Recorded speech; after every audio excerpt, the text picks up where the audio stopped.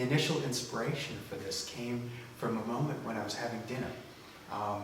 You know, we were cleaning up the dishes after dinner, and I had the plastic bag that the broccoli came in, you know, another plastic bag that the various groceries came in, a plastic tub for the tofu, the wine bottle and the cork, and all that, you know, that little stuff that wraps it, you know, all this stuff that made the dinner. And I was throwing this stuff away, and it just struck me that two people for one meal could generate so much trash. And I really began to wonder, like, how much stuff does one generate in a day or a week or even a month? And where does it go? What happens? How much energy goes into this production of all these consumer goods, these single-use items, in particular food packaging? It strikes me as, you know, personally, so much of my waste is generated from food. You know, I think of myself as a fairly eco-conscious guy. You know, I think about environmental issues all the time. It's the focus of my artwork. And so, you know, I think about how I buy products and how I consume things, and the car I drive, and, you know, how I heat my house and the clothes I wear. All these things I think about. So when I started photographing my trash, I became acutely aware of, even as an eco-conscious person, I create a loss of waste through my consumption. And again, so much of this is food packaging. And I thought, well, maybe I ought to try to document it. Maybe I ought to make some sort of diary of what it is that makes up my life. So that's how this idea of a self-portrait, you know, was born. If you think about nature, you know, everything is reused and recycled. Trash doesn't exist. It's only, you know, human culture that creates trash.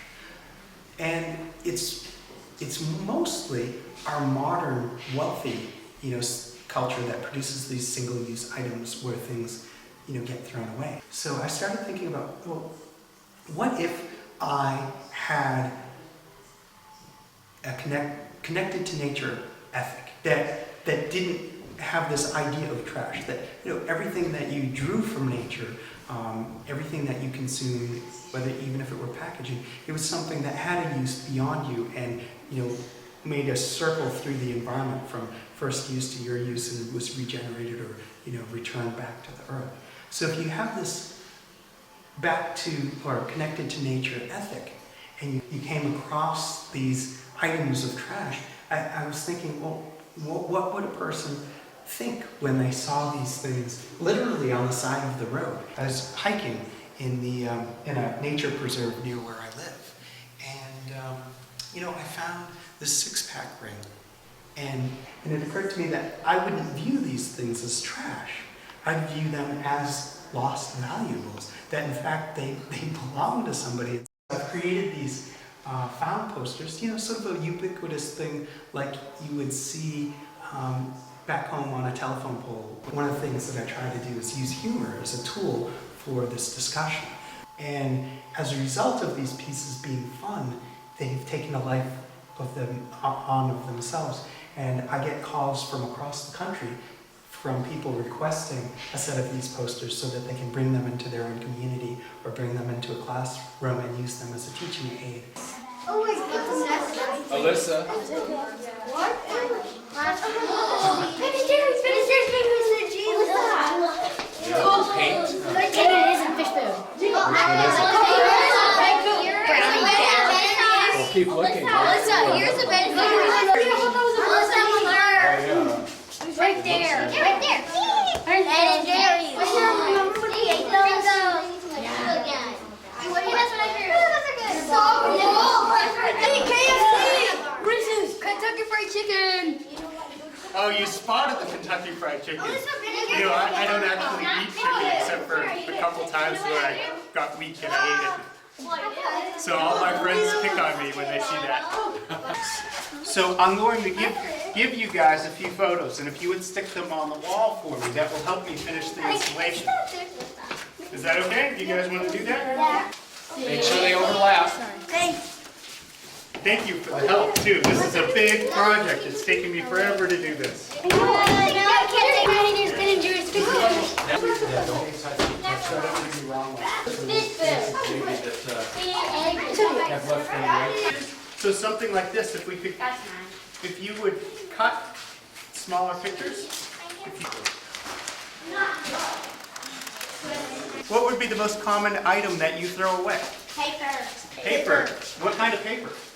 Like drawing Drawn paper. What else? Wrappers. Wrappers from what? Yeah, wrappers are everything. Like sandwiches. Yeah, sandwiches. Leftovers. Yeah, leftovers.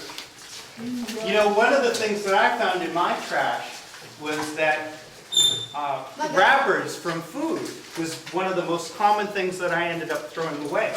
And over the course of the year, I found, boy, that's just a lot of plastic that's really a waste. And that kind of thing really started to disturb me. So I started trying to buy food that came in less packaging. And I see like so much more room for me to try to improve my own personal habits. And so this is where this comes from. The idea that re-examining this year's consumption, I see those spots where, ooh, I've slipped back, or new ways that I can cut back.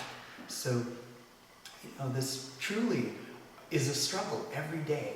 You know, it's not easy to do the right thing. It's not easy to, you know, make that extra step, that extra effort, and, you know, not just go into the convenience store and get a bottle of water whenever you want it. We have it within our power to live healthy, happy, well-adjusted, sustainable lives with clean air, clean water, health care, all of the stuff. We could all live this way, advocating for, you know, a longer-term vision where we think about the future and we make decisions that are good, not for just ourselves personally, but the people around us and our children.